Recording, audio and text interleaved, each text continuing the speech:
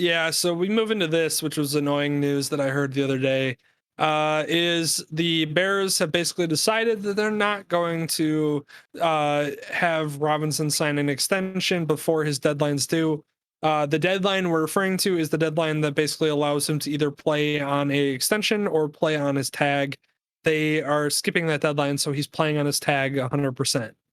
What that means is his time is now very limited in Chicago. This is it. This is his last year unless they are somehow able to work on an extension, although that hasn't happened in literally the last 18 months. So will it happen? Probably not, because the Bears are just going to lose their best offensive weapon with a young developing quarterback. Because why would you give your young developing quarterback your best offensive weapon for the next 4 or 5 years? Instead, let's just get rid of him. Well, so there is the So possibility, remember, if it really came down to it, they could do the Dak Prescott thing where they could tag him another year and drag him out. It's not going to yeah, make him happy. No one's going to be super happy about but it. then but then the problem is see, the problem with that though is that the Bears, so originally Robinson was going to take a hometown discount. He was going to take around 16 to 17 million a year, which is, or no, 17, 18 million a year, which would have been a discount because wide receivers at his caliber are going for 19, 20, 21 million.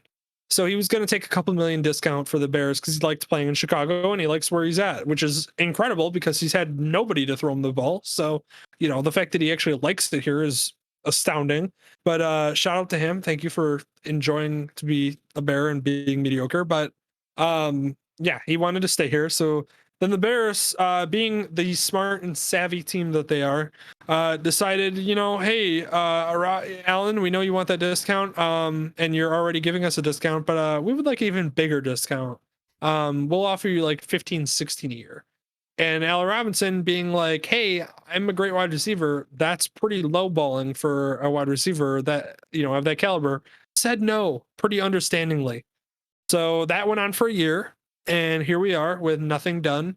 And the problem is now after a year, Allen was like, okay, no, I want like actually what my market value is instead of the discount, which is understandable. Literally 12 months that discount was on the table. So, you're not going to accept it. That's on you. So now we're at the point where now Robinson wants market value. The problem is market value is going to increase next year when the salary cap goes way up.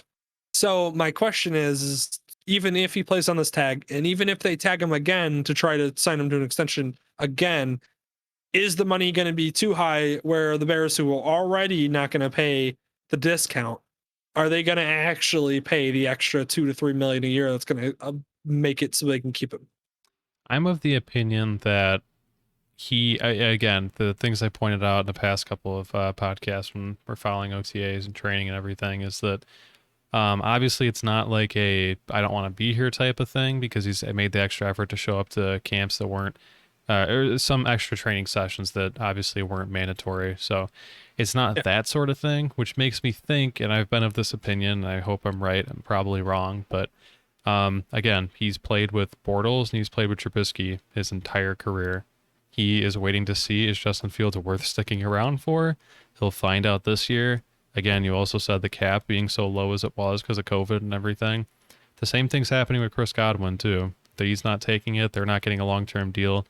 I think that's for a reason. I think it's also because, yeah, it is because of the money itself, but also they know that the cap is going to jump up so much next year that, yeah, they could probably entertain market value with a huge receivers class. I think people pointed out Devontae Adams, he's not going to make it to the market, so I don't think he's going to be a factor in it. But yeah, I think they know their value going into next year. I don't really think this is a Bears front office type of issue so much as it is him, again, waiting to see, do I want to spend my prime years with a quarterback who is good? And obviously he would want to do that, and he wants to make sure Justin Fields is that guy and doesn't want to lock himself into a Trubisky situation again where he's wasting his prime years. So I think that if there's some unworldly connection between Justin Fields and Allen Robinson, he's going to be sticking around because the Bears won't be able to afford to let him go. They will have to pay him that money no matter what. Because then you have Darnell Mooney as your number 2. You have whoever else you want to fill in. Maybe Anthony Miller's gone.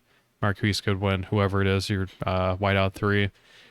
I just think at that point it's going to be a thing where the Bears can't afford to let him go, and I think it's just playing his market value. And the whole thing with the franchise tag is it's a great idea as long as you don't get injured. It's great for it's great for the player especially, but it's great for the team as well right now because they're going to stick around and they get to keep him for an extra year.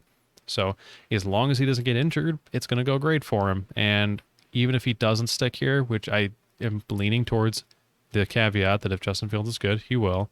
He'll go somewhere else. He's gonna make absolute bank because he'll sign for the highest value. I think he's made that clear in lots of different interviews, is that he's looking for money, which is understandable.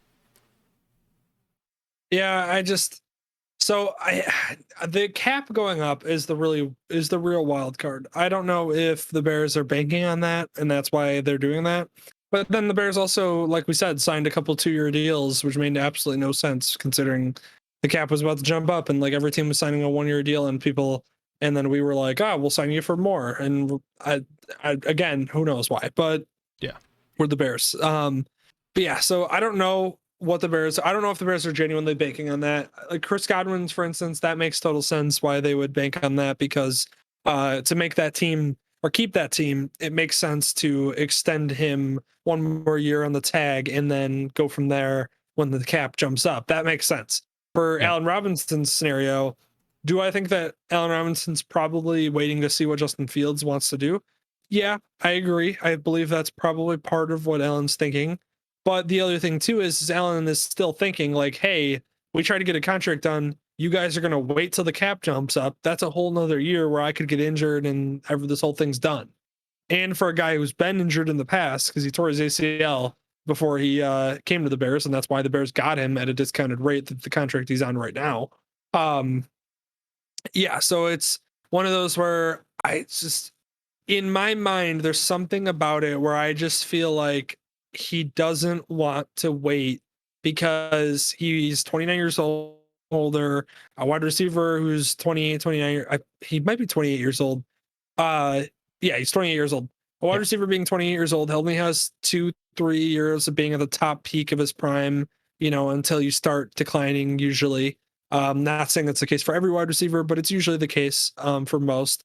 And so it's one of those where I think he's trying to get a contract now rather than waiting a whole nother year and then a whole nother year after that potentially, where now we're talking he's going to get a shorter contract with less guaranteed money.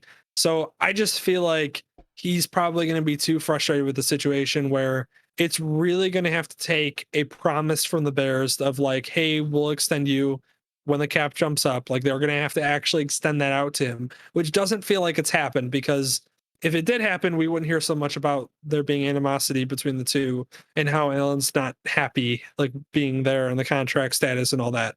And he's not, he's answering questions, where how's that going? And he's basically like, yeah, I'm just here to play. Like, if the Bears extend him a promise of like, hey, when the cap jumps up next year, we'll give you a 4 or 5 year deal. Then, you also have him in the connection with Justin Fields, and that is, as great as we hope it can be. I think those are the two things that keep Allen in Chicago. I think that if the connection isn't spectacular and the Bears look like, yeah, Justin Fields is good, but he's going to need time, like he's going to need a little bit of time to grow, or like the offense just doesn't run well as they hoped, or whatever it may be. And then also the Bears don't extend that promise, and it seems like they almost want to, tag him again. I think that's when Allen's like, okay, get me out of here.